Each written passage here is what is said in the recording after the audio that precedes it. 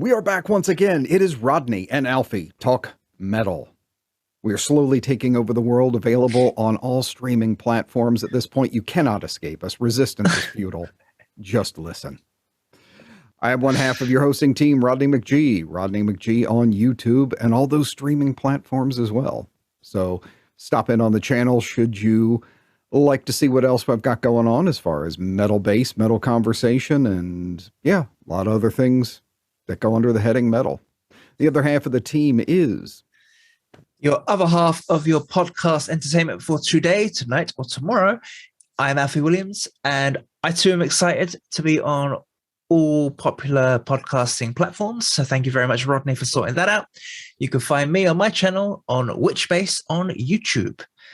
And yeah, I'm very happy to be on the podcast scene. So thanks again to Rodney for sorting everything out. Well, it's what I do. I'm a giver. Of a fixer. But no, it's very cool. And again, in addition to our individual channels, you can always find this, if you're not already watching it on YouTube, at Rodney and Alfie Talk Metal. So if you want to actually watch our buffoonery and see what we're doing and the gang signs we're throwing up and everything, you're welcome to join us there too. Some say we even have secret messages in the footage. Yes. Yes, there are. And unfortunately, I now have a HD camera, so you can enjoy me in full HD. Yeah. Nice molar filling, by the way. That's molar? Molar filling. Oh, molar. Okay, yeah. Yes. In any case. So let's just go ahead and dive into the topic for the week. Something I've been watching some progress on, or at least trend-wise, and I'm curious how this is going to shape up. We talked a little bit about nu metal coming back. Mm-hmm. And that's definitely kind of becoming a thing. And as trends recycle, there's one thing that definitely, I think, would have to kind of modify itself. And I'm wondering if that's going to create an overall trend. And that's the more extreme style vocals. One thing that's especially big with nu metal is, I mean, of course, you had the shouty vocals and everything, but they weren't quite as hardcore. And one of the notable parts of the style was the much bigger emphasis on hook choruses and things. Now, you can go at it from a couple of different directions where you have, you know, the old, you know, the sing-songy type of guy who does the chorus thing, and then the shouty guy, or the guy who switches in between two voices. But for a long time, we've had the, you know, death style vocals, hardcore, that type of thing, where people have tried to get more and more brutal with it. And I'm wondering if vocal wise, that hasn't hit kind of a ceiling where it's gone as far as it can. So because there isn't progression, that's usually where people jump backwards. Right. And try and do things kind of like how I think technicality is starting to fall out of fashion again. You know, obviously with something like nu metal. So, you know, you have this ultra shreddy, hyper technical prog metal trend that's going on. And then it seems like it's leaking back into just catchy songwriting and things like that. So I'm wondering if vocals are going to follow. And, you know, they've been with us a long time. I mean, Christ, starting in at least its effect on metal back into the 80s. Yeah. So have you noticed anything, and what, if anything, do you think is kind of where this trend is going to start pulling to? Yeah, I have noticed a few things. Generally speaking, it seems that the words that I want to use seems a bit generic and plain, but I do mean it in its most basic sense. The Spotify playlist I'm listening to, they seem a lot more I've lost the word. They seem a lot more palatable in the sense that they are catchy, they are a lot more hooky, they're cleaner. On the flip side, nu metal and types of metal were supposed to be unapproachable. And you need to be into it. But now it seems like this form of new metal and metal in a popular sense is becoming cleaner and accessible. So it feels like the complete opposite. And again, talking about cycles and recycling bits, I do feel like there's a bit of gentrification, for lack of a better word, in metal, that it is cleaning up its act. I don't know why. I don't know to what ends. Like I said, my only experience is that the Spotify playlist I'm listening to, they sound more happy. Maybe their meds are kicking in. I don't know. That's interesting. Yeah, I don't know if I've noticed quite that as much. But yeah, again, my suspicion is too, like I said, that once you reach a certain point with something, there's nowhere else to go but to kind of reverse course and try something else. The other thing is that some people might not know, but I also used to be a vocal coach. And I don't focus on it quite as much anymore, just once in a while. But I used to train people on how to scream and things without hurting themselves. And even, 10 years ago, I started noticing just that I'll call it, let's say, a dominant or almost excessive use of the extreme vocal style was starting to take away the individuality of a lot of bands, because you're going to have a few standouts. You're going to have, Chris Barnes, guys like that from early Cannibal Corpse, things like that. You're going to have some of the greats, Lamb of God, Randy Blythe, things like that, where they have an identifiable type of really extreme voice. But they're few and far between. For most vocalists, once you get past a certain level, it actually starts taking away the individuality of your voice. People can't tell in between them. So I think, especially with people fighting for kind of the sonic space and it getting so kind of oversaturated and stuff, that it may almost become a necessity that you can't do shouty, hardcore style vocals unless you have an incredibly distinct voice that maintains that distinct tone into that level, because otherwise you're going to be shouty guy. Yeah. Number 8,404. That's been a lot of my problems with a lot of the style. Isn't even the harsh vocals. It's the fact that it just strips so much individuality out of people that they go for a specific tone and everything. And it's like, your singer has no personality to me. It's just a guy yelling. Yeah. And there's just not that much character. And the unfortunate part is, what I'm fearing will be brought back is kind of that strict alteration in between going from harsh, shouty vocals to ridiculously clean vocals. And I feel like that's something that was a bad cliche to begin with. And I'm not looking forward to revisiting it. It's just, I hate to blame the 953rd thing on grunge, but I felt like it was very much that type of thing, almost the opposite of like singing a clean kind of verse, and then they would, get all yelly for the chorus or something. They just kind of flipped it backwards for metal. But I don't feel like it fits. It's like, oh, you're suddenly being sweet in the middle of this. It's kind of crap. My ideal would be for those two things to kind of marry again. And I really miss the kind of style of vocalists who had a lot of grit and aggression in their voice, like some actual distortion and snarl, but it wasn't shouting extreme vocals. It was, they could actually sing, but they sang, with some real aggression to it. That, just because you're using a melody doesn't mean you have to wuss out. Right. And all of a sudden turn into a choir boy. Mm-hmm. That's why some of the, the classic vocalists like Dio and stuff, people are like, oh, it's clean vocals. I'm like, listen again.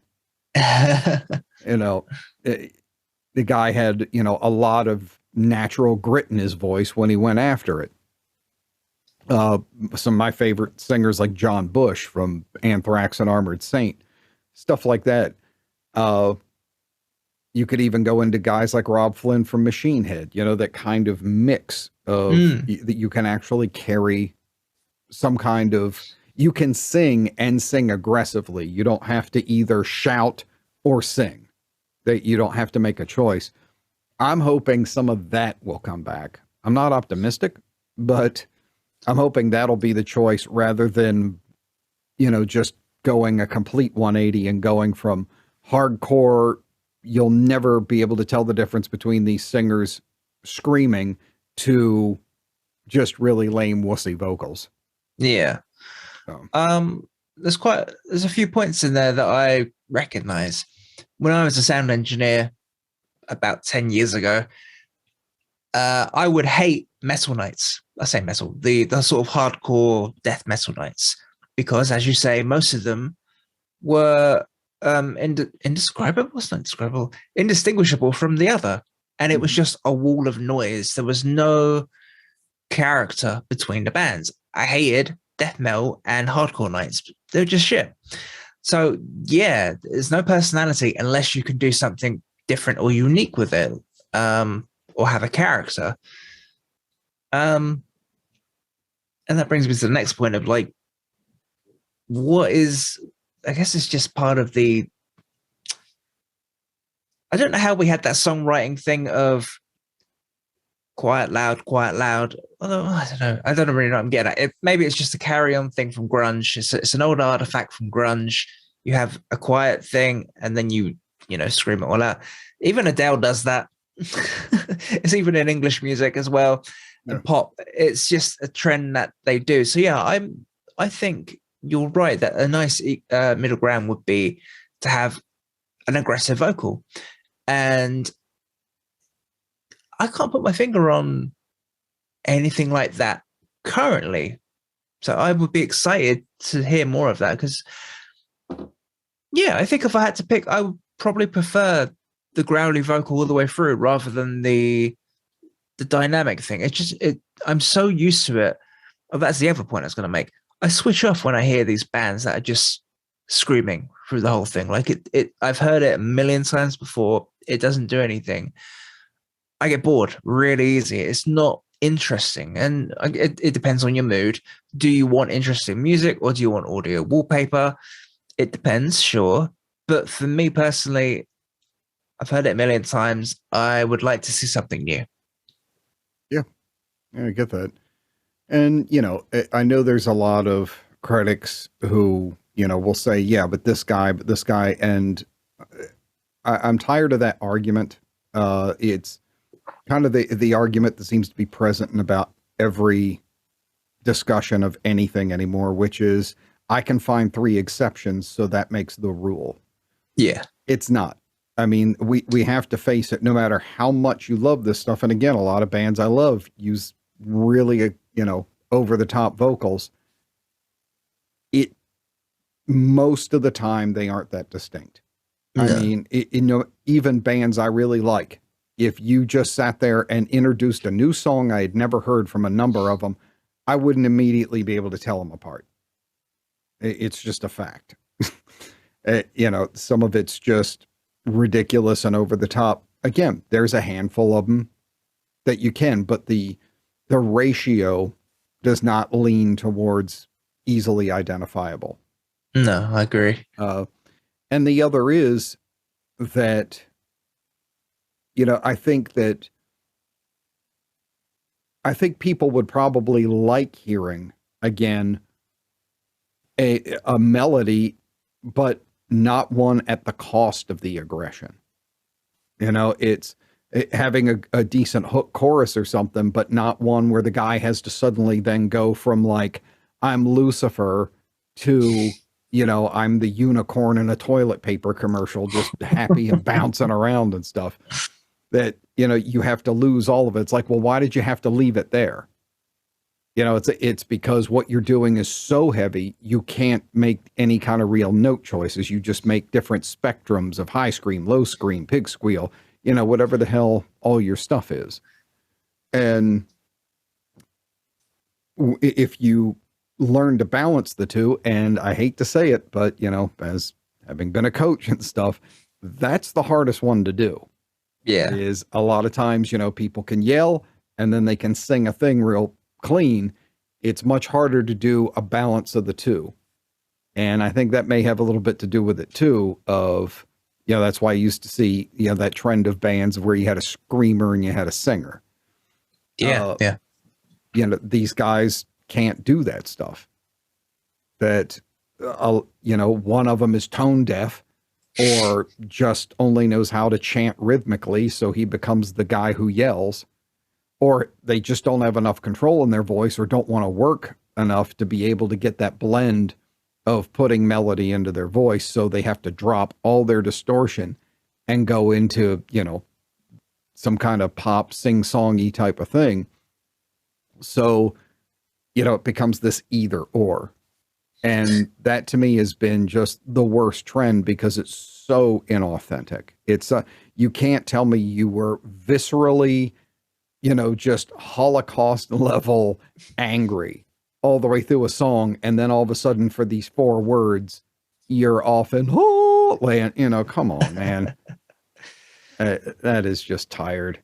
I think when you put it that way, I hadn't really thought about it in terms of trends. I just sort of see it and take it at face value. If you were a vocalist that had the same voice, for lack of a better word, the same voice all the way through, I think that would benefit metal as a genre better, because you'd be more identifiable. You wouldn't have to split your range between shouting or singing, and it would form into it sounds a bit silly, but you would form into a better genre of metal. Like, it'd be more identifiable as a genre. Like, some people might like the screaming into the hardcore kind of thing. Fine. Some people might like the melodic thing, kind of like, I don't know, is melodic Kill Switch Engage when they sing? I don't know. But if you're just like the one thing, you're easily marketable as the person or the band that does this thing. And I think that's a good thing for metal, in a sense that you know what you're getting. There's no surprises. Like, for example, Motorhead. You know what Lemmy sings like. Every song is pretty much the same. You can take it or leave it. That kind of thing. I think there's, I guess, a gap in the market for that sort of music on a product level. Yeah. It sounds really harsh to call it products and categorize it that deeply, but I think there's a benefit to that. Sure.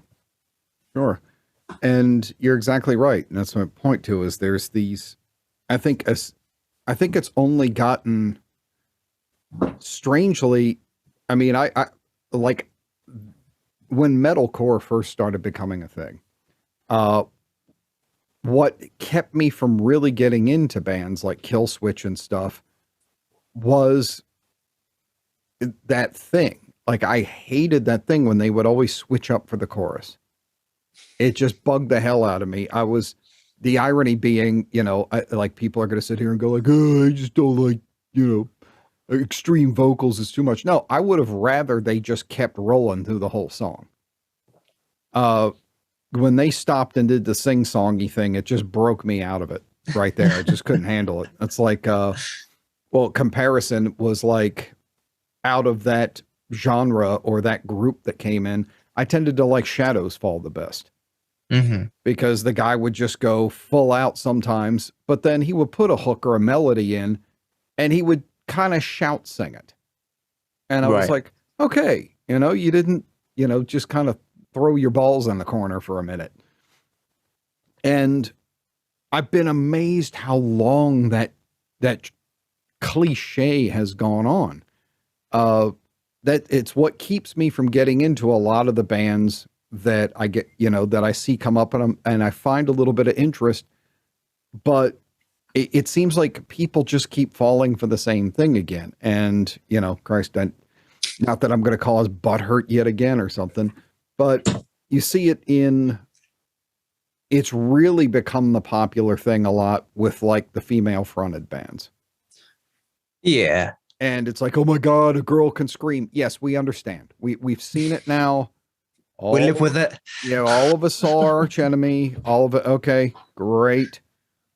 It's, now you have bands like Ginger, Spirit Box, stuff like that, and they do the same thing. It's like, just because, you're female fronted doesn't mean that you get like a restart on the same cliches.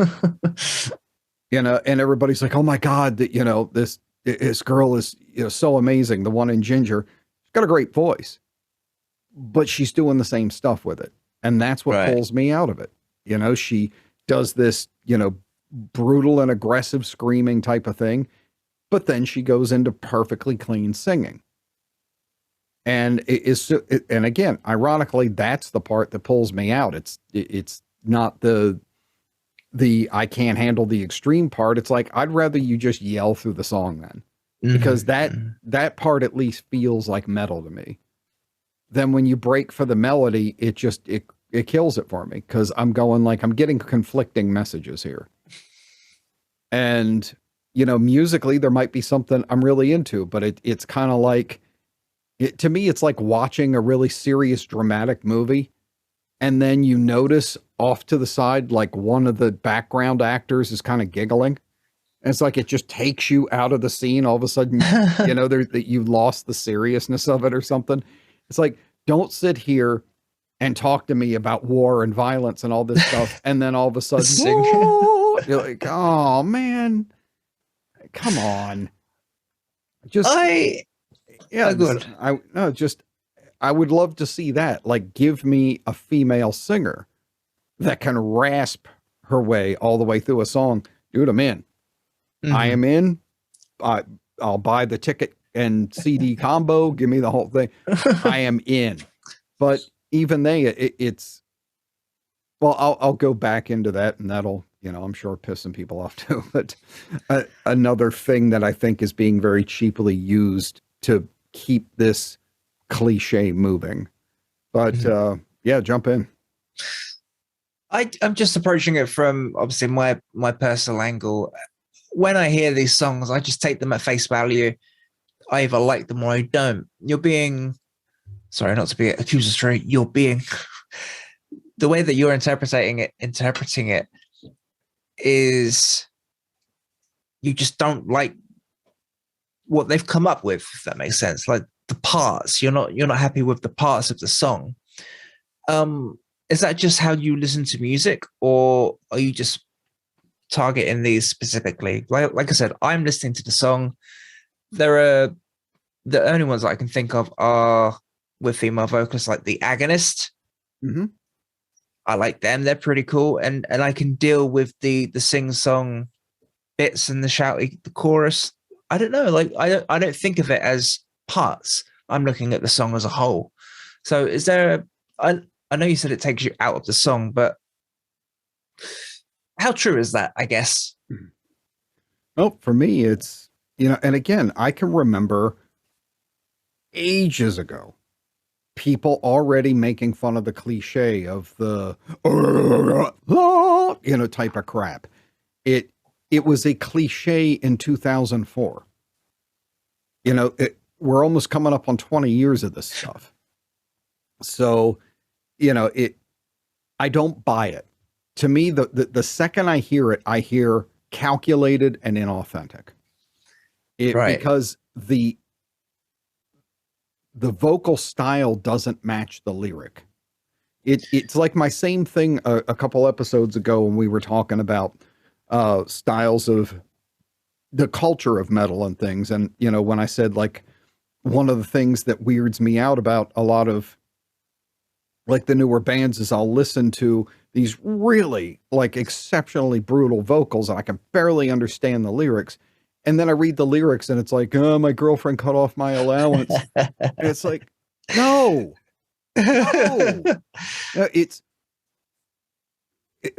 When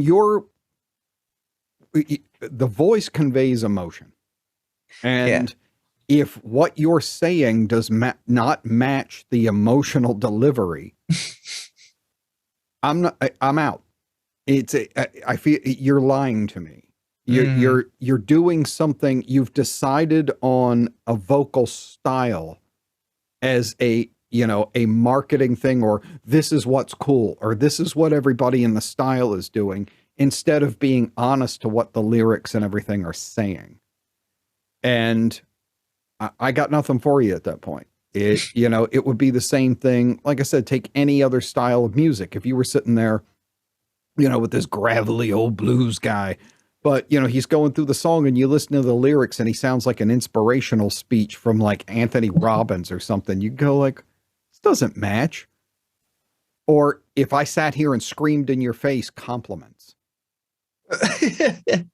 What? No. You look really good, Alfie. That doesn't match. Don't do that. So that's what I hear when I hear that stuff. This guy like, oh, I'm in so much pain. And then starts yelling again.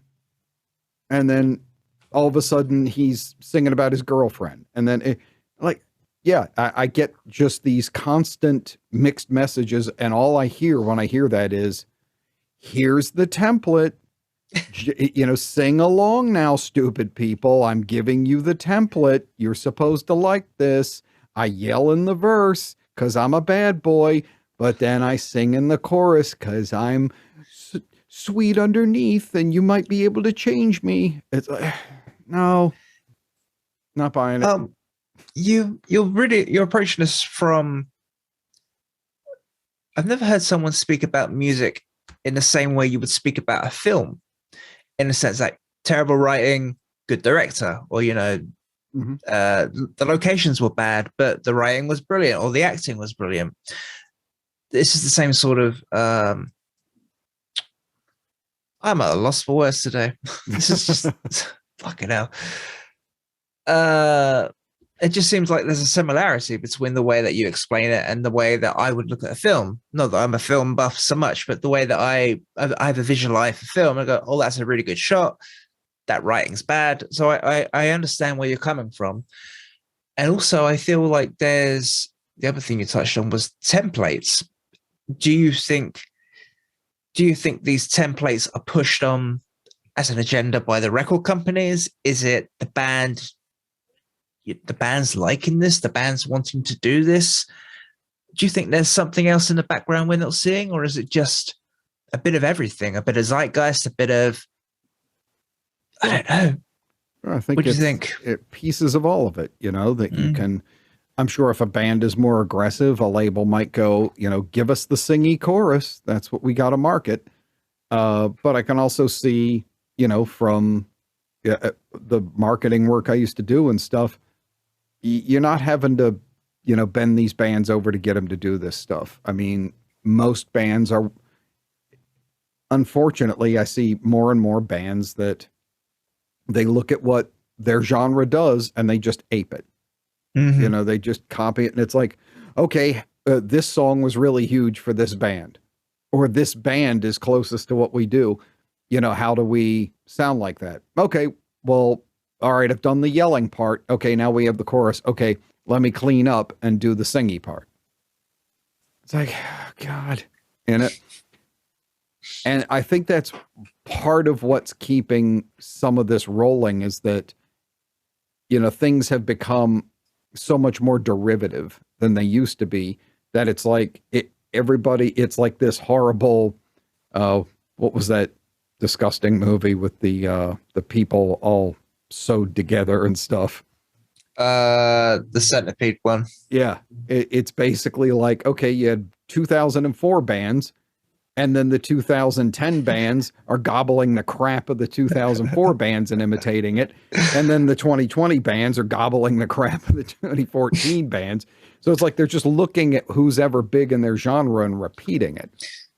And that template is coming through. Like I said, I think, like, you look at the trend of female fronted bands, don't have a problem with it. But it's definitely become a thing. Like, there's now like it almost seems like that's become a genre unto itself.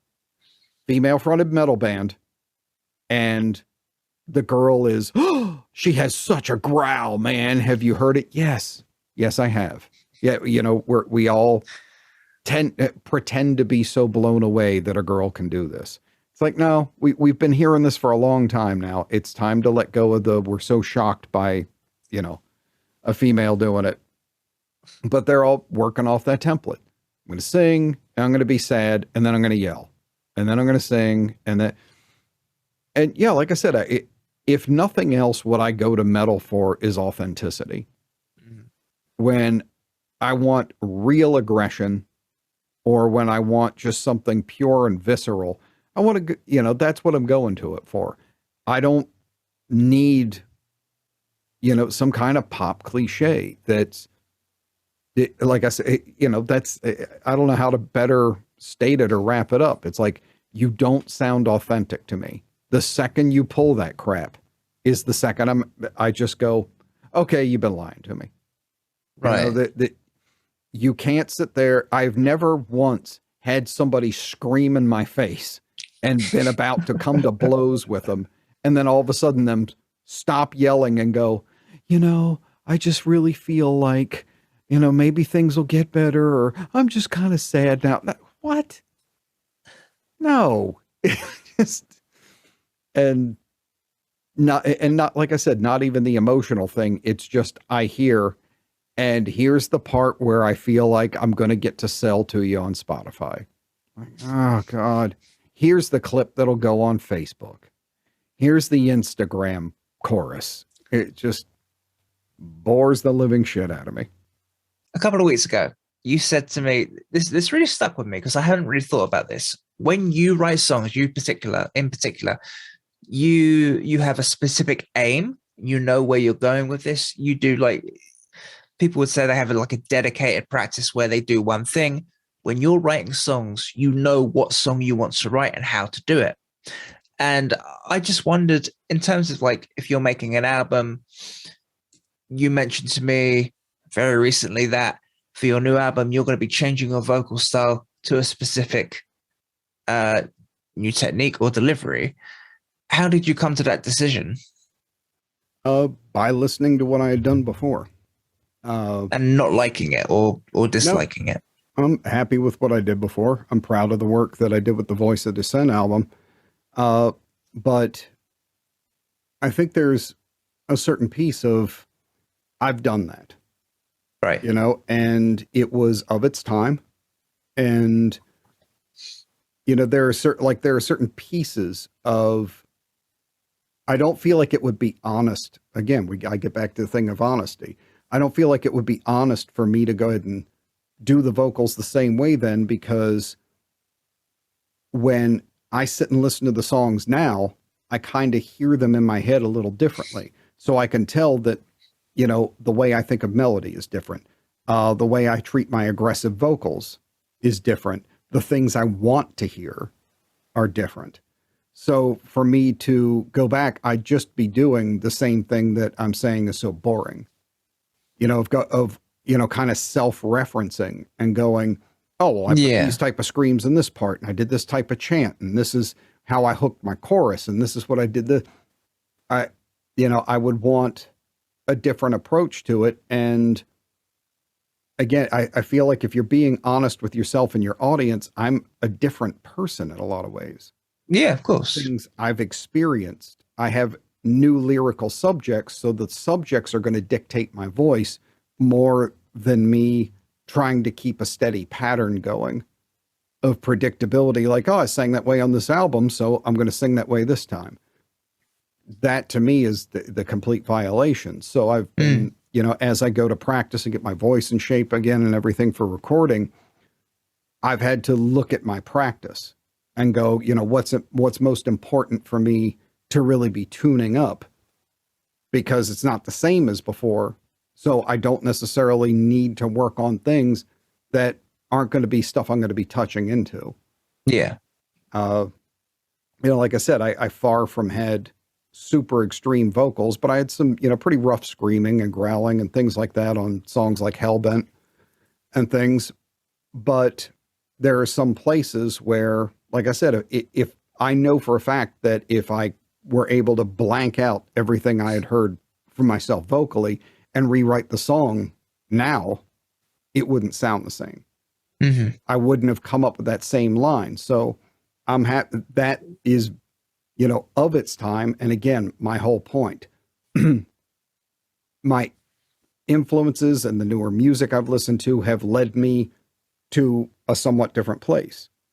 So my performance should reflect that instead of me going, what's popular, what's still in, what did I do before that people liked, and I'm going to repeat that. Do you find, I totally understand that you're being original to yourself. I say original to yourself. You're doing the work that you want to do, and you're not feeling pressure to do anything else. Do you feel like there's an actual decision to do the complete opposite of what's popular? Again, is it just speaking your heart and soul and what's in the music? Yeah, just being honest about it. Again, I don't think doing the opposite of what's popular is just as much a pose as doing what's popular. It's being edgy, isn't it? Yeah, it's just going, well, I'm just going to do the opposite for it. I don't think that anybody, I mean, if you're truly being an individual, I don't see how you arrive at what somebody else has already thought up 100%. There could be matching pieces of it, but you can't be a clone of someone else without intention. Yeah. So, again, that's why genres kind of pop up, is you have a few different bands that have this, they're drawing from the same pool, but the painting looks different. The last real scene you can think of in a big way, like a city, and, because bands would all play together, when you do have the grunge movement, they'll look at like the difference between Mother Love Bone and Alice in Chains, or, Soundgarden and Nirvana. Mm-hmm. They're drawing from even band members that went back and forth in between each other. Those bands sound nothing alike. Yeah. But they're drawing from the same pool and inspiration and cultural conditions. So there's an incredibly wide variety, but they share an aspect, but they're not clones of each other. Yeah. So, that's kind of the same thing. It's like, I may be listening to what everybody else is listening to and everything, but if I let that mix with all the other things that make my interests what they are, they're not going to come back out the same way. No. Yeah. And when I listened to myself a number of years ago and go, listen to my vocal approach and go, okay, what do I need to be working on? A lot of it, I go, your practice regimen and things aren't going to involve the same things, because that's not where you've grown since then. Mm-hmm. So you're actually going to have to think backwards and figure out where you are now, and then develop your practice from that. Because, the only thing worse than cannibalizing from someone else is doing it to yourself. Ooh, that's deep. Well, yeah, I mean, the too many artists do that too. Yeah. You just wind up putting out the same song over and over, or the Motorhead complex you talked about. Yeah. Yeah. I don't want to do that again. No. I'd rather explore something new, and, you just start pulling the thread and see where it goes. I have to say, I mean, not that I'm surprised or anything, but it's nice to see you practice what you preach. And I don't really know the whole scope of your project, but you're very focused on what you want, and you know how to do it. I haven't seen that so much or hear about it of other bands. It just sort of seems like, taking Metallica, for example, and they're not like for like, but you would have either James or Lars writing the song and dictate to the rest of the band, play this. Do you know what I mean? It's sort of like, you've got the whole package going on rather than separating it out, if that makes sense. Yeah. Yeah. And, there's an upside and a downside to being the guy who writes everything. Yeah.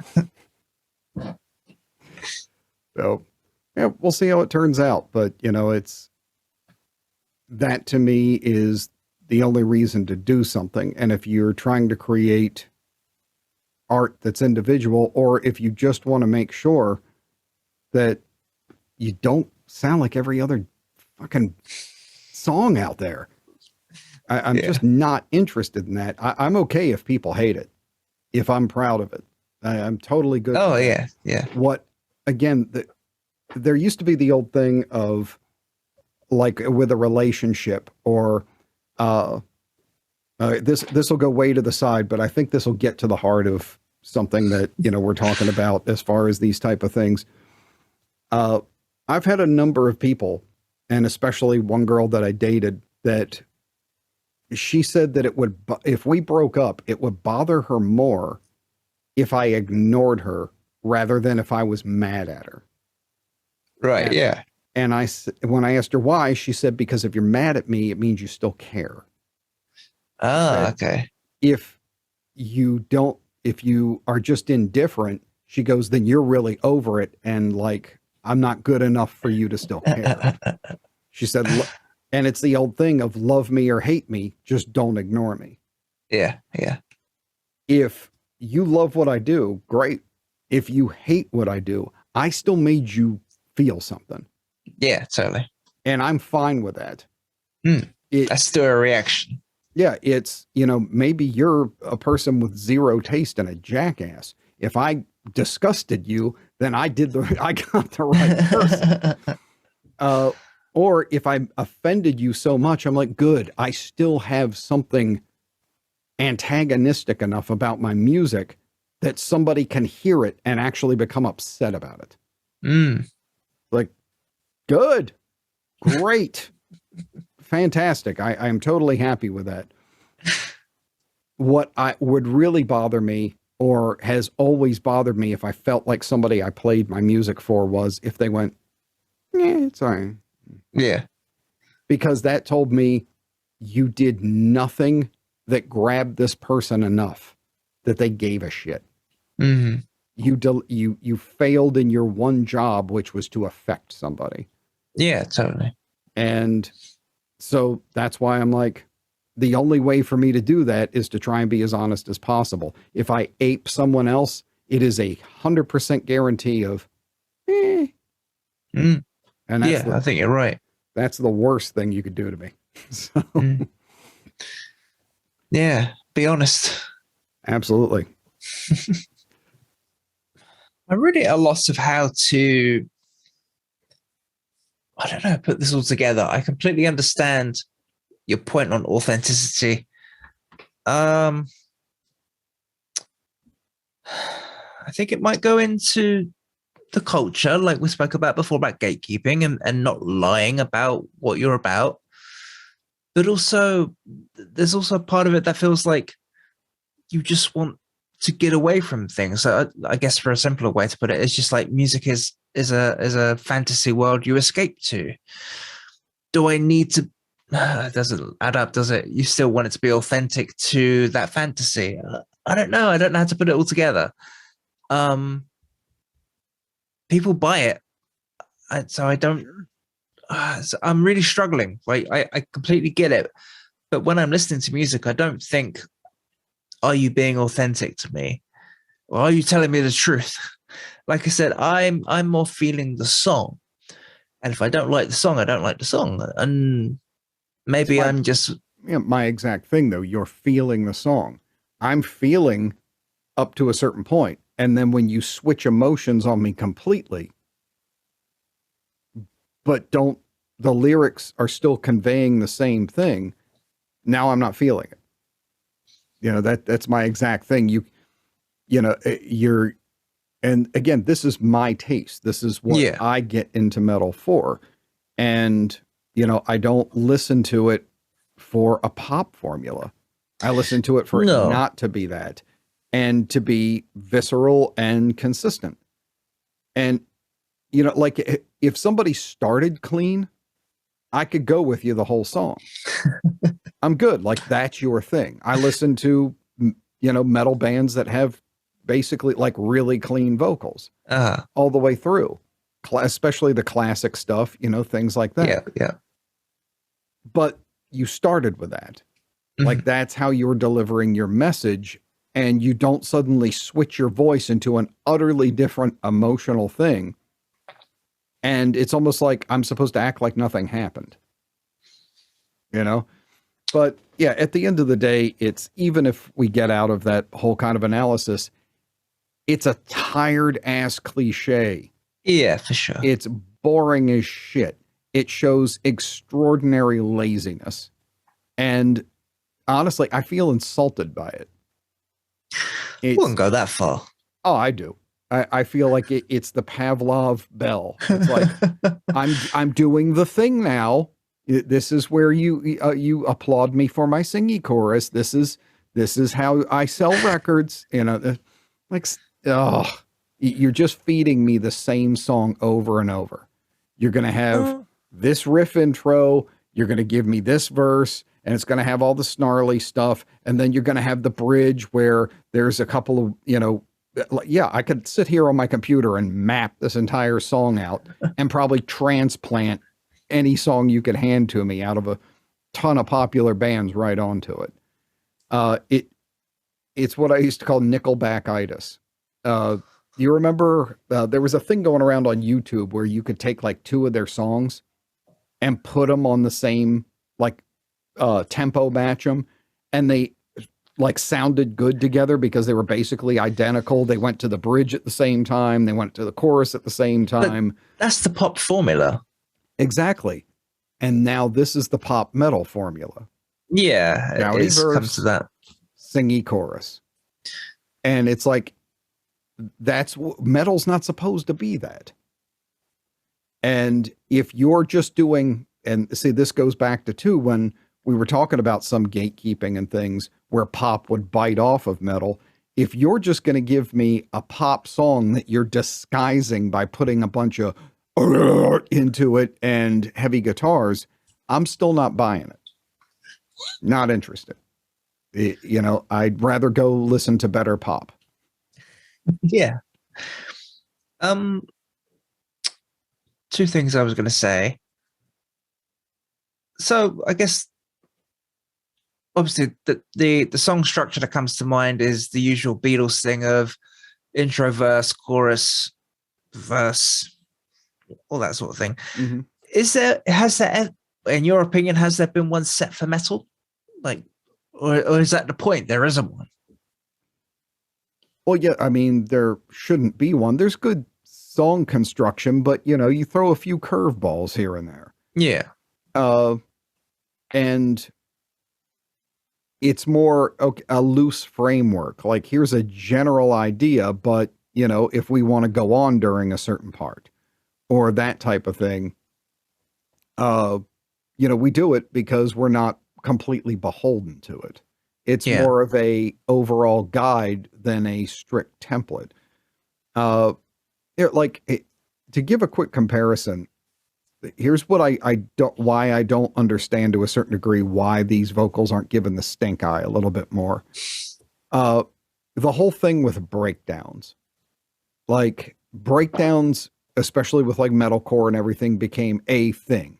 It was so predictable. It's like the band's going to stop, and then you'll probably hear the ding from the drummer hitting the one mini splash, and then all of a sudden you're going to hear the ga-gung, ga-ga-gung, and they all crabcore and everything.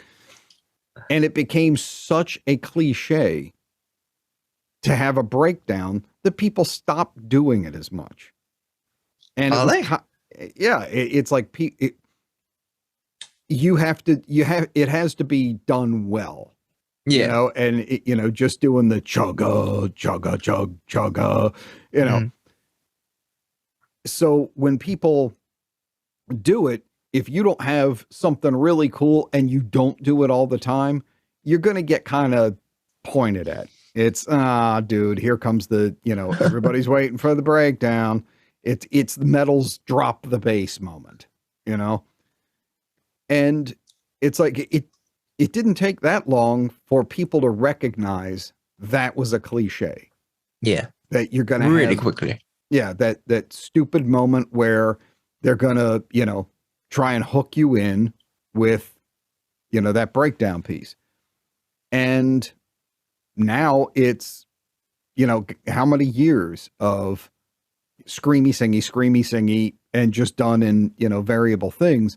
And it's just hasn't worn out its welcome. And I'm just going, breakdowns came and went during the same period. Yeah. It's metal to me has been the thing that's been, at least musically for most people, an antidote to cliches. It's supposed to be. Yeah. And that's part of my thing is like, hasn't this become one? What's your take on my key argument here is metal, and I guess in a sense, new metal, going back the last 20 years, has become not mainstream, but more accepted as a whole. Like your parents won't be freaked out if your kid is into metal or new metal. Mm-hmm. So you have like, it's been around for 20 odd years, new metal. Like we said, it follows the same structure as pop, verse, chorus, with a breakdown. We've had all of that. And hang on, my brain is catching up. We've had all of that. And then we've come through the other side, and now we're back to the next cycle, nostalgia. So we're still having this, it's hanging on a little bit longer because people are going back to what they're listening to 20 years ago. And that's what I mean. It's more accepted. It's popular pop light in a sense that everyone is familiar with these songs. They grew up with, you had things like, not just MTV, not just VH1. There was Kerrang. We had Scuzz in the UK. There's much more distribution for these things. It's more widespread. So maybe it's appealing to a wider audience, and it's just hanging around for much longer and become popular pop metal as a result. It's not as, like I said, as we started, it's not as defined.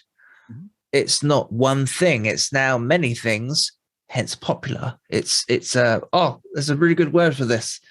It's just, fuck it. It's everywhere. It's just popular. Mm-hmm. What's the word? I mean, hang on. Yeah. I'll go on. No, I mean, I get your point there and everything, but that's my point exactly. When something becomes pop, it becomes sanitized. Yeah. It becomes predictable. It becomes boring. It becomes non-threatening. So if that's what you're going to give me, there's better pop. That's not what I go to metal for. I go to metal for it not to be something that's all inclusive and everybody sings along and that type of thing. I feel like we've gotten somewhat off track with it, but yeah, I think that's in a way what's kind of that all of it really is, that anything done to an all-consuming extreme is going to become a cliche, no matter how heavy or aggressive it is. The sing-songy vocal thing, I do not understand how anybody does it without embarrassment anymore. But with the full-out extreme vocals, like I said, I once compared it to a sentence made all of exclamation points. It's like if you don't have any breakup in it, it stops looking intense. Like an exclamation point looks like, oh my God. If you just do a whole line of them, it's like, it stops having that effect. But the answer, I don't think, is to go all the way to the other side. It's like there is a middle path here. And, it like I said, it's weird to me that people seem to have forgotten it. I don't know if it's because of the skill level that's involved in being able to actually make melodic choices and yell. I know holding pitch for a lot of people is a big problem, and they hide behind extreme vocals so that they don't have to make actual pitch choices. Even some just basically shouty vocals. You know, the guys, I know for a fact, a number of them do it because they just go like, I don't know how to sing. You know, it's not their thing. So, yeah, I don't know if it's, you know, that kind of thing or what the deal is, but I've been more and more confused as it's gone by as to like, where are the aggressive singers? It's like an entire genre of vocals that seems to have been missed, and, you know, displaced for Christ 2 decades now. And I'm just, you know, with the more new metal and the stuff you're hearing coming back, I'm going, will this eventually lend itself to that? You know, because I can think of guys who had consistent, you know, just kind of clean, kind of not like the dude from Seven Dust, things like that, where it's getting closer. But I would say, you know, you could even go meaner than him. But, you know, he would try and sound aggressive with stuff, but he was, you know, singing notes. And he didn't go completely into, you know, the angelic chorus type of stereotype either. But yeah, it's really strange to me why that's, you know, that piece has been ignored for so long in favor of that. And at the end of the day, I think I think a lot of people try and hide behind the thing of like, yeah, but we're trying to be so extreme. It's like, and I think it's more that you're just not original. You know, it's an easy answer to just bark your way through something and then sit there and go, oh, okay, well, all I got to do is sing through this chorus and come up with some hook melody the producer probably writes for me. And hey, I got, you know, a song, and here's, you know, the cliched part. So that's the only thing I'm optimistic about seeing like new metal come back and stuff, is I'm going, maybe it'll switch it up for the vocalists a little bit. But I don't know. I don't know how the trend's going to go, but I'm definitely, I'd love to get into the head of a lot of newer metal fans and see, you know, they've come up on these vocals and like, are even you getting tired of it? You know, and how they interpret these kind of back and forth, conflicting tonality, vocal things. Yeah, I mean, I'm gonna be a little bit more analytical about it now and try and hear if there is a definite swing in direction. The only thing that I wanted to ask you was, taking a band like Motorhead, for example, where every song is pretty much consistent vocal wise. I can see the complete opposite. Let me try again. If you have a band that's singing and shouting and singing and shouting, you cater to more people. It's a better product, generally speaking. And to sort of inverse my previous argument earlier, a band like Motorhead, if the vocals are consistent, you're only really focusing on one group of people and audience. Would that not be boring, or would you not get tired of it? Because even I, listening to Motorhead, going, this is just the same shit, same song, different album kind of thing. Would you not be tired of that? No, but I think in Motorhead's case, you gave a bit of the plot away where it's same song. It's not even just his voice. It's they generally wrote the same song a lot. You could make the AC/DC argument, you know. Think about vocalists who sing in that mid type of range that write album after album and the songs are different. Well, let's say like the Anthrax album, We've Come For You All. John Bush on it. He sings with the same level of grit and aggression throughout the album, but all those songs sound different. And all those songs sound different from the first album he did with them. What was it? Sound of White Noise. And I'm going back to, you know, an older reference, and I'm having to, because it's the only one I can think of where somebody has that consistent type of voice off the top of my head. But, you know, see, that to me is, again, another piece of, it forces you out of the template. You know, he can do those type of vocals consistently because it allows him to add melody. The notes become different. And you can use different, sounds and inflections and things like that. But I think if he barked over all of those songs, it would take a lot out of him. If he sang clean and angelic over all of them, it would take a lot out of him. If he did that same damn template over it, I think it would just destroy them all. Mm-hmm. So, no, I mean, if you really think about it, look at the greatest, or who are heralded as the greatest rock singers of all time. None of them pulled that crap. Mm. You know, I mean, that's like saying like Chris Cornell wouldn't be, that he was tired and boring because he sang the same way. There's a big difference between Jesus Christ Pose and Fell on Black Days. There's a pretty wide range there. So, I mean, he's gone through more intensities and more laid back, but, he doesn't rely on a formula for his vocals. His vocals are informed by the song. And I guess that comes down to it. It's almost like, I feel like vocalists need to learn the bassist lesson, in that it's like, serve the song. Yeah. Stop just doing this thing that you can plug in and it's insta vocal template. And it's kind of strange that, we've kind of found our way into this side thing from, the harsh vocals thing, but it's interesting to me how quickly, I hadn't had that thought to begin with, but that, everything done to a saturation is going to become a cliche.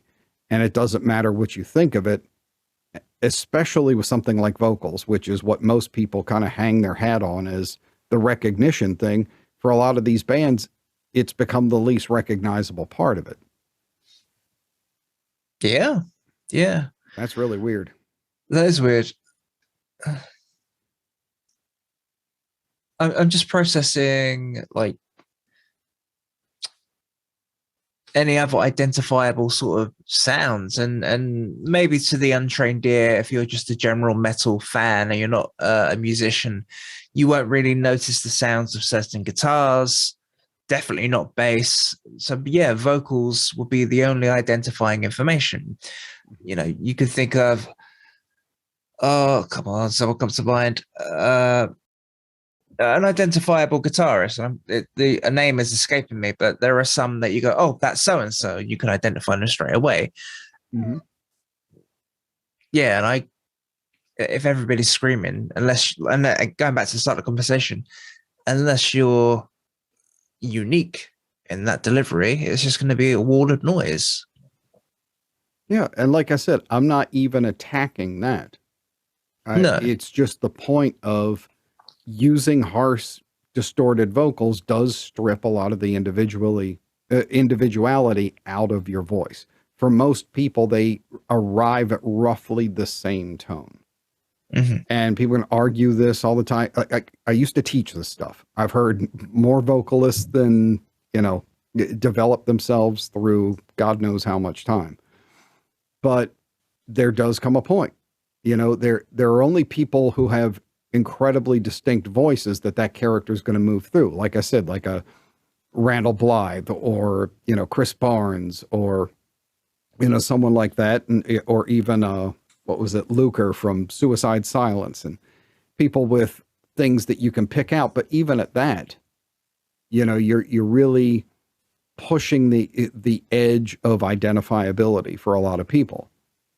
And almost, I'd say, like, with that being the flagship of it, I'm really shocked that having those vocals has maintained its dominance for this long, with, metal maintaining a certain level of popularity. And I don't know if that's because they're using the song or the pop template, or because that's why they go to the sing-songy chorus or anything like that. but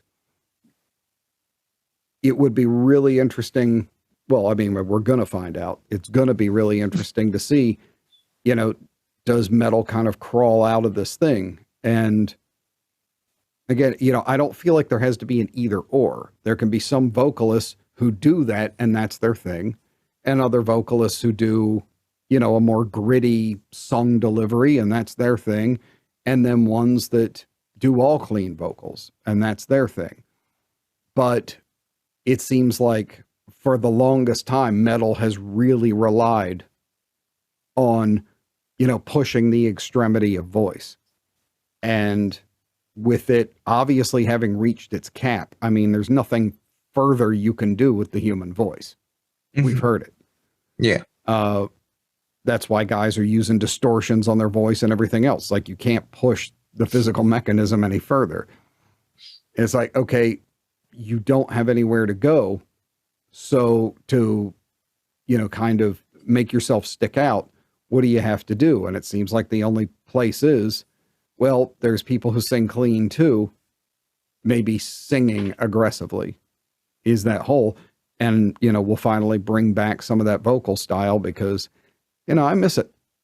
It's a complete absence of vocalists like that for a long time. And it's actually, you know, more my favorite. Yeah, I'd have to agree. I never really thought about it that way. I mean, maybe it's just a lot more familiar. I think one more point to add to this is maybe you can, vocals aren't my strong suit, so I'm not quite sure how it all works. If you're in a band and you don't take singing lessons, you're listening to things you're trying to replicate, and you might pick up bad habits, you know, by design. You're picking up someone else's bad habits, and your voice now sounds like everyone else's, unless you have that proper guidance. So I think, especially in unsigned bands and the bands that I saw when I was engineering, they all sound the same because they're probably not having lessons, and to a degree copying each other, copying with a small c, copying each other to maintain that intensity.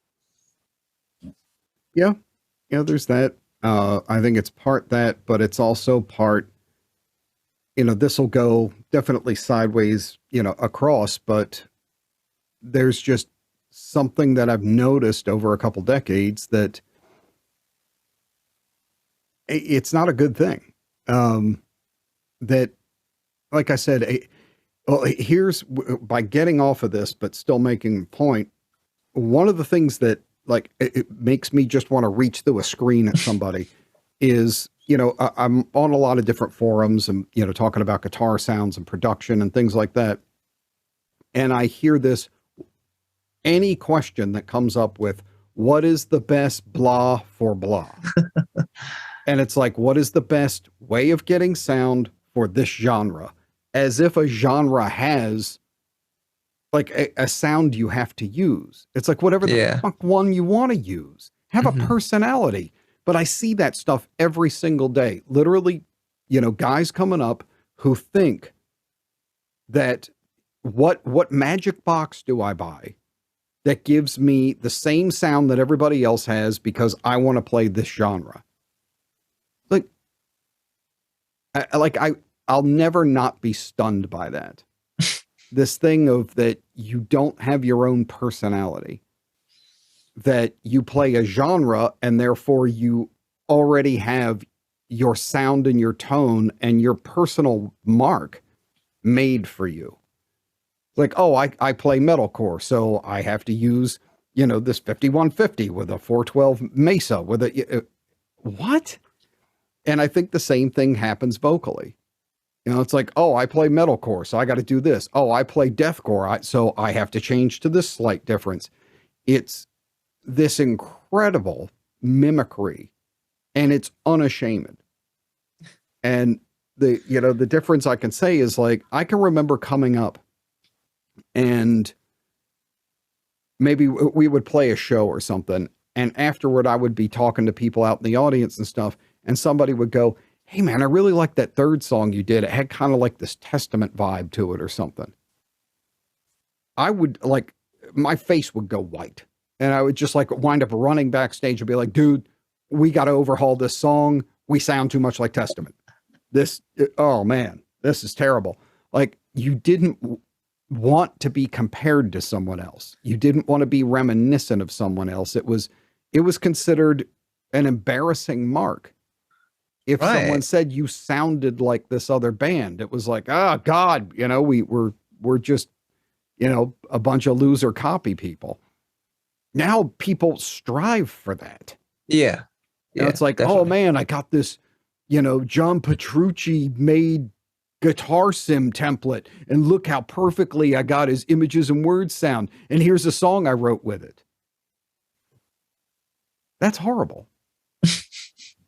That is the antithesis of music to me. It's like, I can't fathom that. So that all leading back to vocals, they're just cannibalizing everyone else. And I think that's part of the problem, is it's like you're using the same approach vocally over and over just because you're afraid that you're not doing the rules. And, a lot of these bands will probably break a lot bigger than they did if they just took 5 seconds and developed a personality. And God forbid went, hey, I can not be on 10 with the distortion on my voice and let some of the actual character of my voice come through more, still be aggressive and be way more original. But that's going to take work, which I know, is, like kryptonite to half of the bands I talk to anymore. Well, I would say it's a minefield, because being original is more detrimental than good. Because in the right mind, you're unique and sellable as a USP. But if you're not following the trends, you're completely missing the ship, right? I 100% disagree.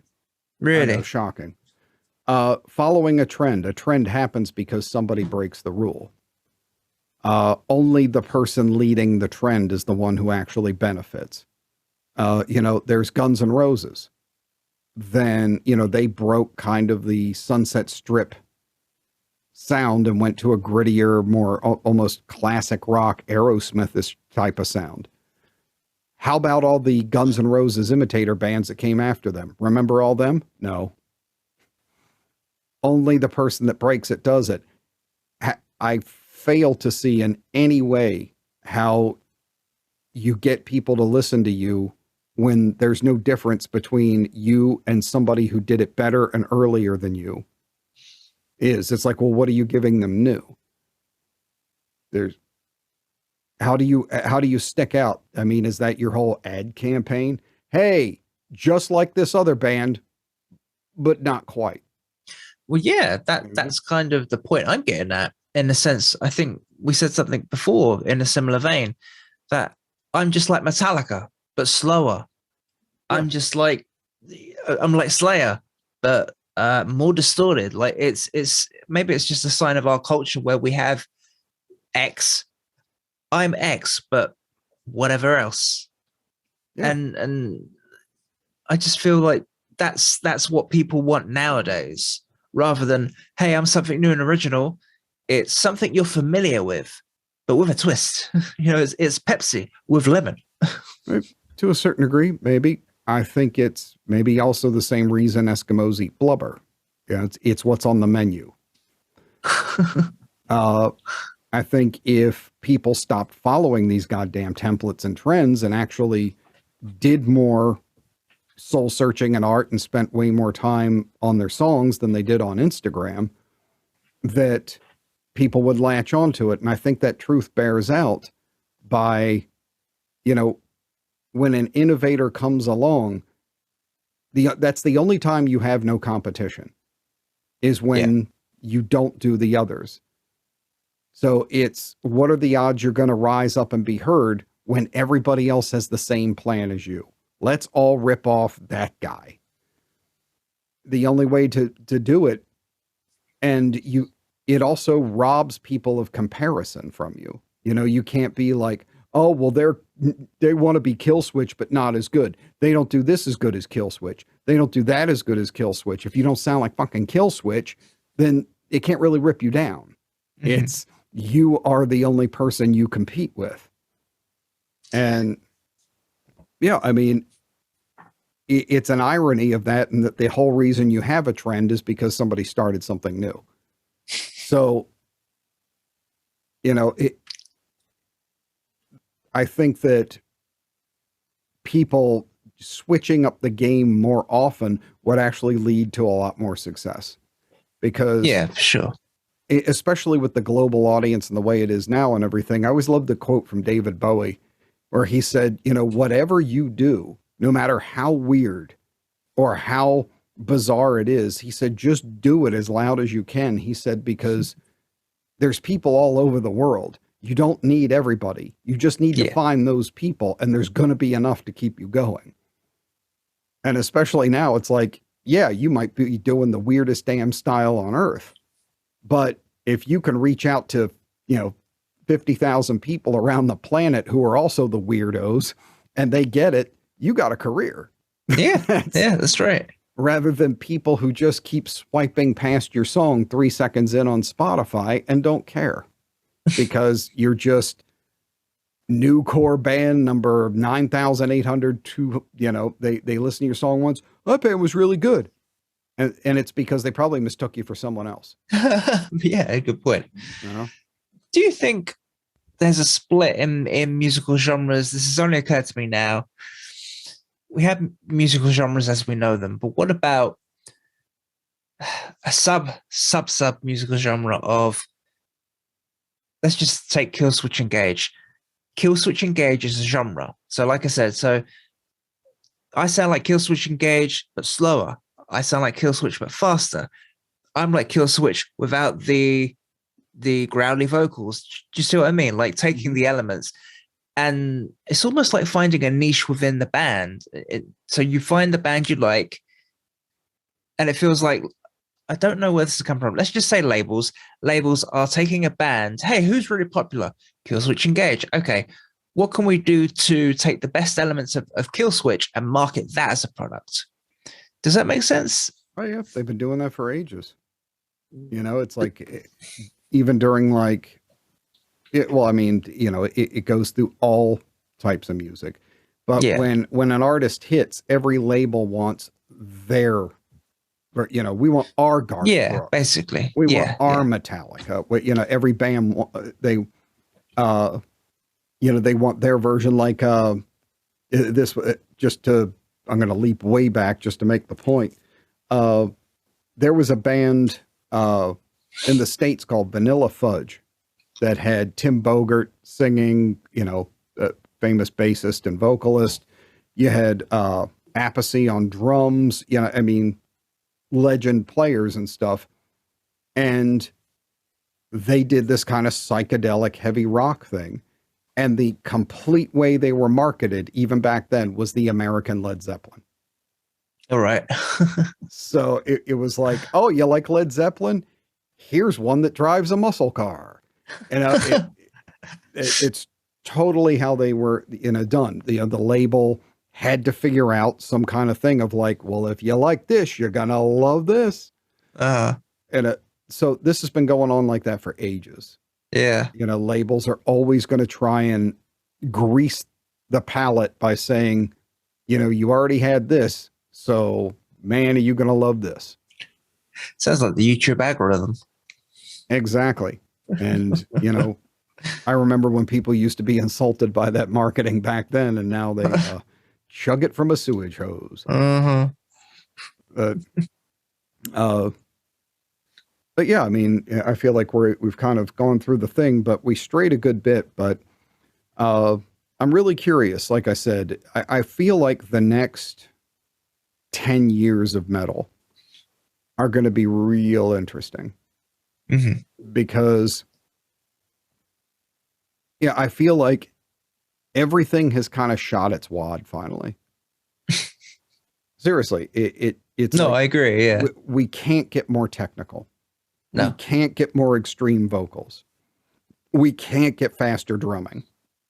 It's like it's the most boundary pushing form of music, and it's like we've reached the top of it. You know, it's kind of that old thing of like when people who do huge things, like when, you know, somebody wins the Super Bowl or a mountain climber climbs Everest or something, they talk about how after it, a number of them fall into depression. Yeah. Because they're like, I don't know where to go from here. And I think that's going to be this generation's challenge is, you know, these couple generations have pushed metal so far.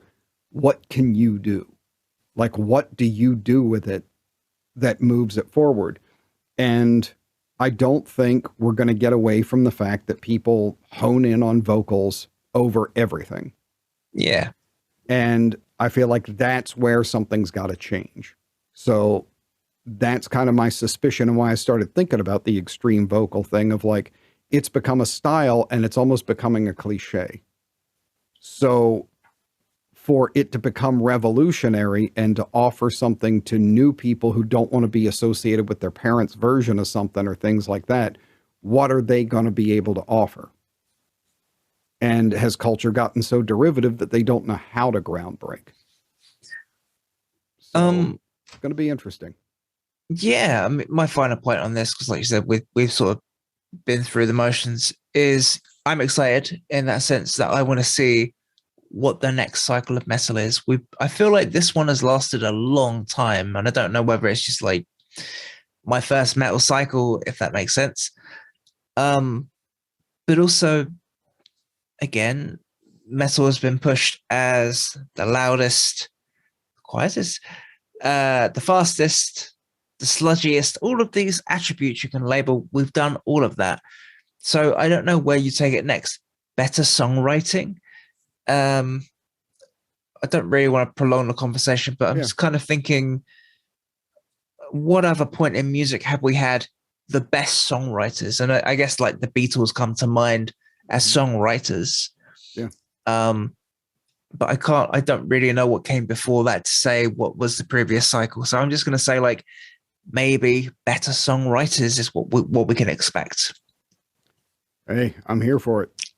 So, you know, in a weird way, I think that it's that thing of knowing that everything is a cycle.